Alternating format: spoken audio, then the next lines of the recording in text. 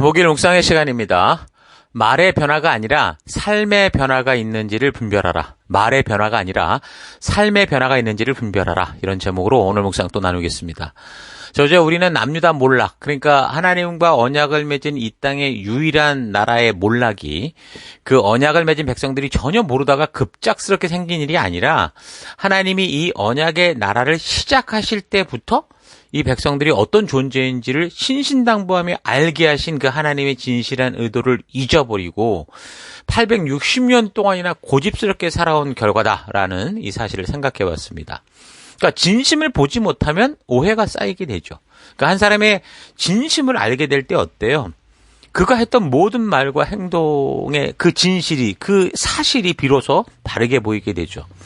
마찬가지로 우리가 성경과 역사를 통해서 또 하나님의 말씀을 통해서 하나님의 진심을 알게 되면, 하나님의 의도를 알게 되면, 전 이걸 거듭남이라고 생각을 하는데, 이 거듭남이 될 때 우리는 진정으로 하나님이 행해오시는 그 역사들을 바르게 알게 되고 그 사건들의 그 내용들을 이해하게 되고, 그래서 우리에게 주셨던 그 신의 언약, 법도와 규례와 명령을 주신 하나님의 그 의도가 이거였구나, 이런 걸 알아서 삶에서 진정으로 오직 그 하나님의 말씀의 가치만을 따라 살아가게 될 거라고 봅니다. 아니, 피조물이 창조주의 의도를 알게 되면 정말 그렇게 살 수 있는 거죠. 그래서 우리가 성경을 읽어갈 때 자꾸 전체적인 것을 보기 위해서 애쓰는 이유는 하나님의 진실한 의도를 알기 위해서는 창조의 처음 순간부터 하나님이 이래오신 그 자초지정을, 이 역사를 바르게 알아야 되기 때문입니다. 그 어떤 일의 작은 부분만을 보고 전체를 파악하는 건 불가능하죠. 그래서 성경을 역사적 흐름을 따라 읽지 않고 어느 한 부분만 부분적으로 읽거나 뭐 꾸준히 날마다 읽거나 그런 게 아니고 가끔 생각날 때 읽다 보면 어때요? 하나님이 그 시대에 벌어진 잘못들로 인해 뭐 한순간 진노하셔서 그 백성들에게 어떤 징계를 가하시고 사람들에게 어려움을 주고 보복하시는 것 같이 보일 때가 있다는 거죠. 그러니까 이 이유가 천년의 결과인데 그냥 잠깐의 어떤 뭐 불순종 이런 걸로만 생각을 하다 보니까 자꾸 이제 하나님을 조종하는 방법들을 찾는 그런 경향이 생기는 겁니다. 하나님은 그렇게 움직이는 분이 아니세요.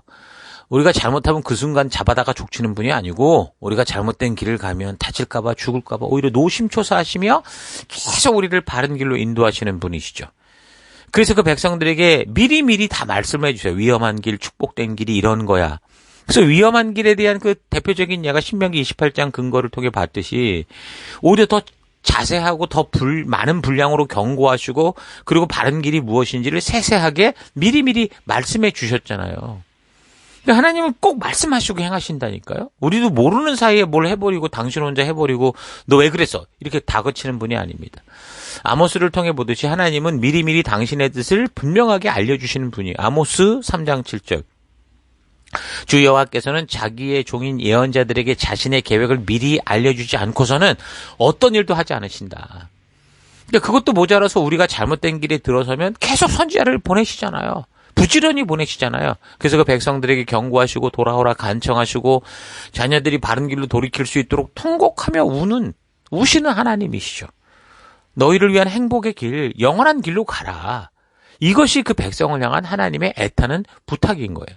그러니까 하나님이 제시하시는 길은 이 세상에서도 불가능한 이 돌을 닦아야 되고 어떤 차원을 넘어서야 되고 이런 게 아니라 그 하나님이 제시하시는 길이 바로 축복과 평안의 길이에요. 그래서 하나님 우리에게 불가능하고 극히 힘들고 어려운 길을 막 제시하고 거기로 억지로 가라, 이걸 통과해야 된다, 이 고행을 건너야 네가 이긴다, 이렇게 말씀하지 않는다고요. 고린도전서 10장 13절, 사람이 흔히 겪는 시련 말고는 여러분에게 덮친 시련이 없습니다. 하나님은 신실하십니다. 그분은 여러분이 감당할 수 없는 능력 이상으로 시련을 겪는 것을 허락하지 않으십니다. 그분은 시련과 함께 벗어날 길도 마련해 주셔서 여러분이 그 시련을 견디어 낼 수 있게 하십니다. 자, 근데 왜 많은 교인들이 이 믿음의 길을 이렇게 하나님 축복된 길이라 말하는데 이걸 힘들다고 그러고 마치 불가능한 것을 요구받는 것처럼 그렇게 행동하는 걸까요? 그건 하나죠. 자기가 지금 하고 싶은 욕심이 있어서 그래. 자기 욕심을 버리지 않기 때문에 그렇다라는 겁니다. 세상이 전부 다 그 길로 가고 친구들과 사회와 온 유행의 그 길로 가니까. 그리고 하나님 말씀대로 걸으려고 하는데 막 손가락질하고 그러다 보니까 뭐 잘못된 것 같고 나만 괜히 혼자 튀는 것 같고 유별난 것 같고 뭐 이러니까 힘들게 느껴진다는 거죠. 하나님이 알려주신 창조주가 알려주신 영원한 축복의 길은 이 세상의 기준으로 볼 때, 그러니까 이 세상의 욕심과 욕망을 쫓아가는 이런 사람들의 눈으로 볼 땐 별로 가고 싶지 않은 것일 수 있어요. 그러나 현재 우리가 사는 이 세상이 보여주는 길은 성경대로 말하면 어떤 거예요? 지옥 가는 길이라는 거죠. 다만 그 길이 지금 넓고 화려하고 쾌락과 모든 즐거운 것이 거기 가득 차 보이는 것 뿐이라는 거예요. 그래서 마태복음 7장 13절에서 그 얘기를 하는 거죠. 좁은 문으로 가라. 멸망으로 가는 문은 넓다. 널찍하다. 사람이 많다. 근데 생명으로 이끄는 문은 좁다. 험하다. 그래서 사람이 별로 없을 거다. 이렇게 말하잖아요. 그러니까 부모된 입장에서 자녀를 교육할 때도 보면 그래요. 자녀가 좋은 대로만 해주면 그 자녀를 사탄으로 만들 수 있어요. 만들게 돼요. 근데 그게 아니기 때문에 어떡하는 거예요? 자녀들이 볼 땐 이거 꼭 하고 싶고 놀고 싶고 쉬고 싶고 먹고 싶고 뭐 TV 보고 싶고 뭐 게임하고 싶고 그렇지만 지금 참지 않으면 안 된다는 거를 모르잖아요. 그러니까 부모는 그걸 아니까 이게 아니라고 말하는 거죠. 그러니까 자꾸 이제 이런 부분 안에서 아이들과의 충돌이 생기는 걸 보는데 결국 똑같은 거라고 봐요. 여러분 그렇게 이 세상이 사는 길, 다시 말하면 자기가 원하고 느끼고 바라는 대로 사는 길은요. 어떤 식으로 살든지 간에 어떤 결과가 현재 눈에 보이든 간에 결국에 그 길의 끝은 지옥입니다. 그 길의 끝에 가서 만난 문은 지옥의 명패가 달려있을 거예요. 근데 중요한 건 뭐예요? 그런 문을 만날 때, 지옥이라고 명패가 붙은 문을 만날 때는 이미 우리에게 돌이킬 기회가 없다라는 거 잊지 마십시오. 그래서 지금 바로 이 은혜의 때, 오직 예수님 앞에 나와 회개하고 죄를 멀리하고 주님이 준비하신 천국의 가치를 따라 살아갈 수 있는 이런 기회의 때에 믿음으로 나아가야 되는 거예요. 천국의 가치, 말씀의 가치로 바르게 준비되지 않으면 우리는 결국 이 세상의 화려함 속에 속아서 넘어지고 맙니다. 성경의 길, 그러니까 하나님 말씀해 주신 길은 육신으로 볼 수 있는 길이 아니잖아요. 영적으로만 보는 길이거든요. 영적인 눈이 뭡니까? 결국 뭐예요? 하나님의 말씀에 가치를 바르게 할 때 가지게 되는 그런 눈을 말하는 거예요. 영적인 눈이라고 해서 뭐가 신령한 게 보이고 눈이 감으면 환상이 보이고 이걸 말하는 게 아니라고요. 근데 전부 거기에 속아서 거짓된 속에 사탄의 장난 속에 다 무너져 있는 거죠. 영적인 눈은요. 하나님의 말씀을 통해 볼 수 있는 눈을 말하는 거예요. 그래서 이 세상에서 하나님의 말씀대로 사는 삶이 믿음 없이는 살 수 없는 삶인 거죠. 하나님을 향한 신뢰와 그 하나님의 말씀의 참된 가치를 모르면 가기 힘든 길이 되는 거예요. 그러니까 많은 사람들이 하나님 말씀대로 살지 않고 자꾸 뭐 눈 감으면 보이는 거 쫓아가려고 하니까 자기 말씀을 자기 편한 대로 각색하고 편리하게 만들고 하나님을 우상화시켜서 살아가는 그런 유혹에 빠지는 거예요. 그래서 하나님과의 살아있는 관계를 종교로 만들어버리고 교회라는 거대한 신당 비싼 돈 들여서 만들어 놓고 엄청난 높은 제단을 만들어 놓고 하나님은 거기 계시면 된다는 거죠. 그리고 우리가 와서 부를 때 뭐 원하냐? 그래 이거 줄게. 그렇게만 하는 완전히 우상숭배 금송아지로 만드는 겁니다.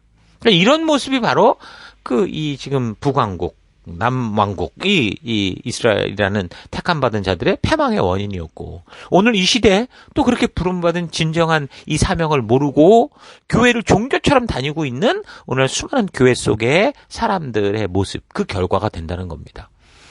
남유다의 멸망, 북이스라엘의 멸망의 이유는 우상숭배의 삶이었는데, 우리가 성경의 기록을 통해 알 수 있듯이 그들은 우상만 섬긴 게 아니라 예루살렘 성전에서도요 하나님을 섬겼다는 걸 알 수 있어요. 그러니까 교회를 버리고 세상으로 갔다는 게 아니에요. 교회를 전부 난장판을 만들었다는 거예요. 하나님을 믿노라 하면서 그 믿음이 너무 과해서 바리새인처럼 된 거죠. 이 자신들은 하나님의 말씀대로 살지도 않으면서 종교화 시켜놓고 그저 성전 제사 같은 그런 일들, 종교적인 일을 화려하고 지극정성으로 드리고 거기다가 뭔가 금식이니 뭐 이런 걸 통해서 사람들을 꼼짝 못하게 만들고, 그렇게 하면 마치 하나님이 다윗과 약속했던 그 약속을 지키실 거다. 우리에게 지키실 거다. 우리는 완전한 이곳에 하나님이 지키시는 그런 나라다. 이렇게 생각을 한 거죠. 근데 그런 그릇된 태도의 삶이 골마서 지금 이 나라가 몰락의 지경까지 이르게 됐는데 사람들은 하나님이 택하신 나라가 망할 것이다라고는 꿈에도 생각하지 못했던 거예요. 그래서 그런 소리를 하는 예레미야를 죽이려고 한 거고, 이전에 히스기야 왕 때에 아수르 사네립의 그 군대가 이 10만 대군이 순식간에 그 몰살됐던 그 기록이 있잖아요, 역사가. 그러니까 바벨론의 그 느부갓네살도 그렇게 파괴할 거다, 하나님이. 여호와 하나님의 이 드라마틱하고 기적적인 개입을 기다리며 그런 역사를 철석같이 믿고 있는 거예요. 이들 뭐예요? 성경을 근거로 믿고 있는 거예요. 근데 그 약속, 그 놀라운 역사는 어떻게 이루신 겁니까? 믿는 사람들을 향해 하나님이 행하신 일들이었다니까요. 아수르의 사네립과 그의 군대 10만을 멸하신 하나님께서 오늘 우리를 둘러싼 이 바벨론을 반드시 멸하시고 우리를 위급에서 구하실 것이다. 믿습니다. 자, 정말 이런 말은 그 위기 속에 있는 사람들에겐 아멘이 나올 수밖에 없고, 또 이렇게 생각하고 믿지 않는 것이 참으로 불경한 일인 것처럼 보일 수 있겠죠. 근데 중요한 건 성경의 역사가 나와도 그 믿음을 근거로 하나님이 행하셨던 일을 믿지 않고 그냥 자기들은 자기 마음대로 살면서 하나님이 이렇게 할 거다라고 하는, 그러니까 믿는 자들에게 약속한 것을 자기들에게 약속한 것처럼 그 거짓말하는 그 거짓 예언자, 그 긍정의 말, 이런 거 하면서 그 시대가 결국 몰락으로 이르렀다는 거예요. 이거 참 무서운 일 아닙니까? 오늘날도 교회 속에서 수많은 긍정의 소리가 있고, 예?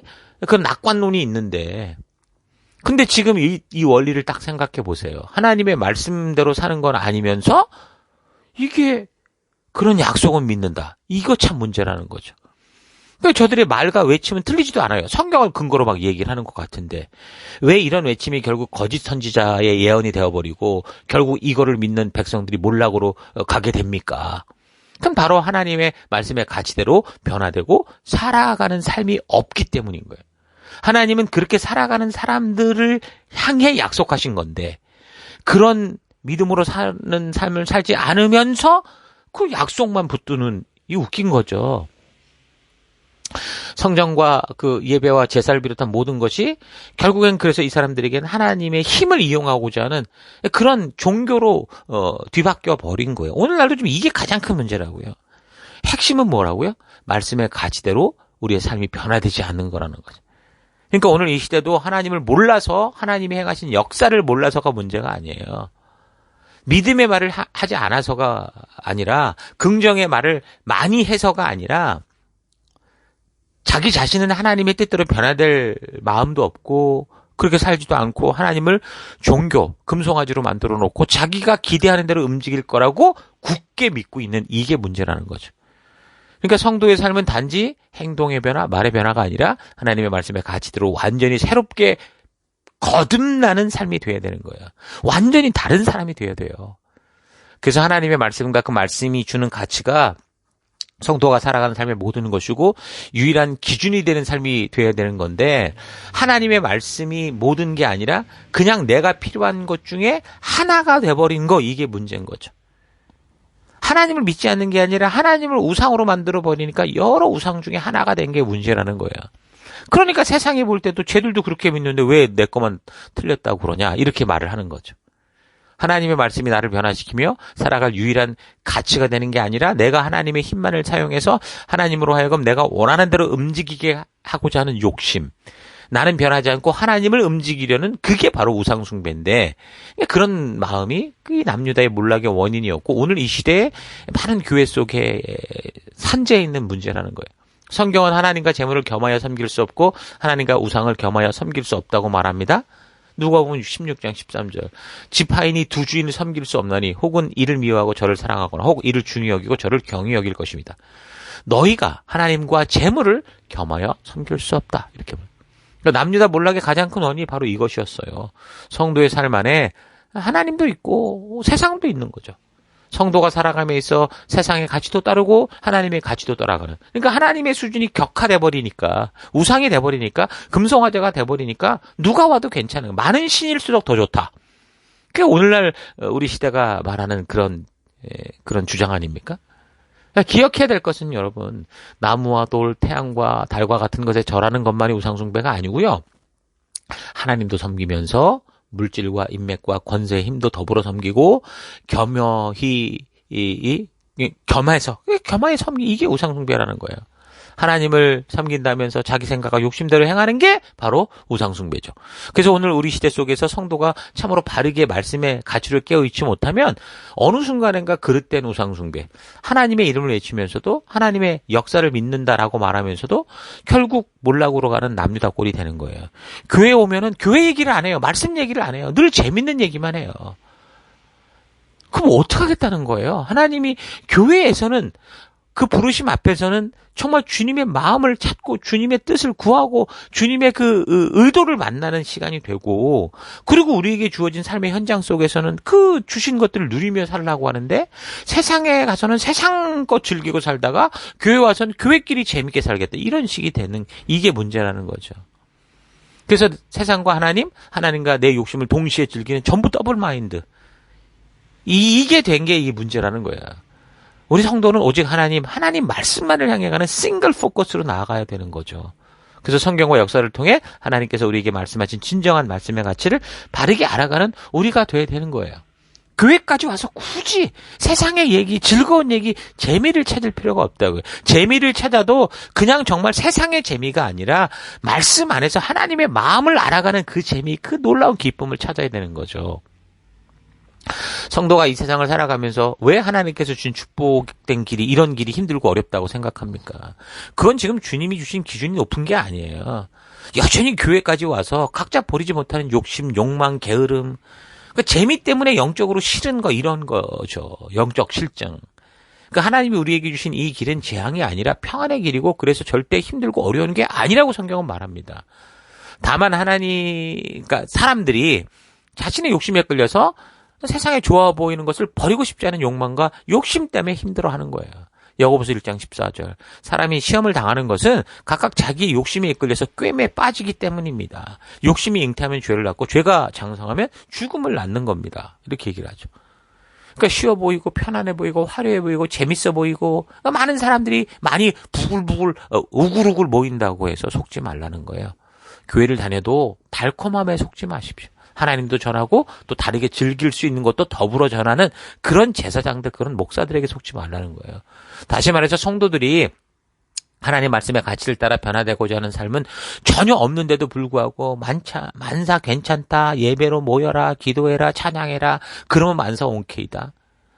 그 하나님이 언제라도 책임져 준다, 복된 길을 준다, 이런 거짓 설교들을 믿어서는 안 된다는 거죠. 이사야 선지자를 통한 1장의 얘기가 바로 그 얘기 아닙니까? 남유다 몰락 직전까지 그런 말을 하는 제사장들, 목사들, 거짓 예언자들, 거짓 교사들이 하나님 말씀의 가치대로 살지 않는 백성들에게 하나님이 우리를 지킬 거야, 봐, 이런 일이 있었어, 성경에 이런 역사가 있어, 이래가면서 하는 거짓말에 속아서 결국 하나님과 맺은 언약의 나라가 패망과 몰락으로 떨어지는 거예요. 그 말씀을 맡은 자들이 하나님의 의도를 외면하니까, 그리고 지금 쉽고 편한 길로 자꾸 타협하니까 사람들이 지금 죄악의 길을 가고 우상의 길을 가고 욕심대로 살아가고 있음에도 평안하다, 괜찮다, 모든 길은 하나님께 가는 길이다, 이렇게 외칠 뿐이니까 그렇게 몰락이 다가오는 거죠. 여러분, 성경은요, 좋은 말, 긍정의 말을 적고 있는 책이 아니에요. 영원히 멸망받아 죽을 백성들이 참된 구원을 얻어 하나님의 백성 되는 바른 진리, 생명의 진리, 절대 진리를 말하고 있습니다. 이 종교 저 종교 다 같이 하나님께로 가는 길이라 외치는 거는 참 좋은 말처럼 들리고 무슨 화합을 외치는 긍정의 소리처럼 들릴지 모르지만, 성경은 오직 예수님만이 길이요 진리요 생명이다라고 말합니다. 그래서 그 예수님으로 말미암지 않고는 하나님께로 올 자가 없다. 이미 에덴 동산에서부터 쫓겨난 이 인류들은 그 모든 길의 끝은 지옥이고 그 길의 여정이 전부 지옥이라는 거죠. 그럼 그 길을 벗어날 수 있는 길이 어디서 찾을 수 없다는 거예요. 종교로, 뭐 윤리적인 삶으로, 뭐 선한 그 어떤 행위로, 아니요, 그러는 게 아니라 오직 하늘에 하나님께서 내려주시는 그 오직 유일한 방법으로만 되는데, 그게 바로 예수님이다라는 거예요. 그래서 긍정의 말이냐 부정의 말이냐, 이거보다 중요한 건 뭐냐면 이게 하나님이 하신 말씀이냐, 이게 중요하죠. 열심과 정성을 다한 예배를 드리는 게 아니라 그 이전에 하나님 주신 말씀의 가치대로 변화된 삶을 살아가며 하나님이 말씀하신 그 말씀을 따라 예배드리는 거, 이게 중요하다는 거예요. 여러분 각자 번을 받은 삶의 터에서 진정으로 이 하나님의 말씀으로 거듭난 삶, 그 말씀의 가치가 우리에게 주는 그 믿음의 길을 걷는 여러분과 제가 되길 바랍니다. 자, 오늘 하루 결국 남유다 언약의 나라를 몰락으로 이끈 것은 백성들이 삶의 태도와 생각이 전혀 하나님 말씀의 가치를 따라 변하지 않았음에도 불구하고 괜찮다, 기도하면 된다, 정성을 바치면 하나님이 지킨다라고 하면서 하나님의 진실한 의도를 알지 못하고 하나님을 자기가 원하는 대로 각색하고 살아가도 아무렇지 않게 생각했던 그런 긍정의 말, 낙관적인 믿음으로 인한 것이다라는 사실을 좀 깊이 있게 묵상하면서 차분히 자신을 좀 되돌아보는 하루가 되길 바랍니다. 무조건 부정을 외치고 위기를 외쳐라, 이걸 말하는 게 그럴 필요 없어요. 그러나 무조건 긍정을 외치면서 우리가 어떻게 살아가든 하나님이 책임지실 것이다 라고 하는 낙관론도 바르게 분별해야 돼요. 심각합니다. 그래서 성도는 하나님의 말씀의 가치관으로 무장되어 있어야 되는 거예요. 성경과 역사를 통해 하나님의 역사 속에서 일해 오시는 가운데 자신을 계셔야 알게 하신 하나님을 바르게 알고, 또한 하나님께서 우리를 구원하시고 언약의 자리를 부르셔서 우리에게 주신 거룩한 사명을 통한 정체성도 바르게 알아야 돼요. 하나님이 나를 창조하신 목적이 있고, 하나님이 나를 구원하신 목적이 있고, 하나님이 나를 현재의 삶의 터에 보낸 목적이 있습니다.